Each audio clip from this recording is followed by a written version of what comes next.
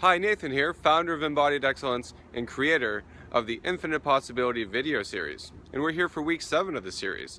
This week is all about courage. And if you've been following along with the challenges each week, chances are you've already had to be a bit courageous, haven't you?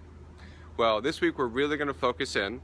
We're going to look at those areas where maybe you've been holding back or avoiding, and we're going to see how you can take that next step forward. So let's break this down. What does courage mean? Well, it's defined as the ability to do something that frightens you. So basically, we're talking about overcoming your fears. And when you think about acts of courage, there's a wide range there, isn't there? From, say, somebody, an introvert, reaching out to talk to a stranger, or maybe someone moving all the way across the state or all the way across the country for a new job.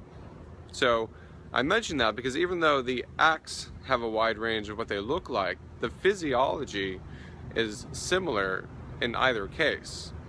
And I love how my mentor describes emotion, which is energy in motion.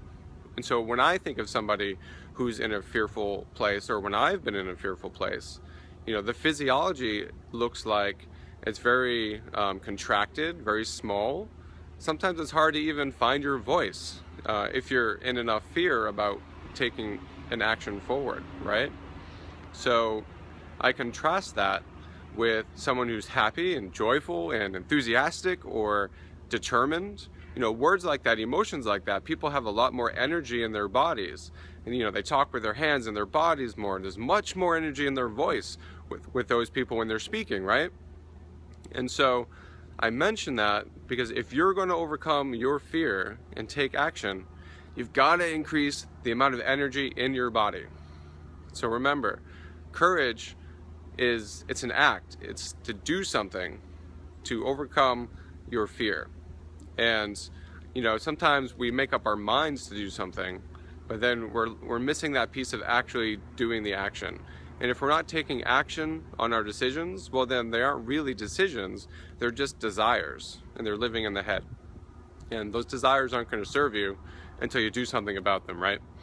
And so what's worked for me is, like I said, just amping up that physical energy in the body, whether it's rigorous physical exercise, or if that's not appropriate for you, maybe you can just do some rigorous breathing, heavy breathing in and out the nose to build up that energy. It's kind of like a bull getting ready to charge, right?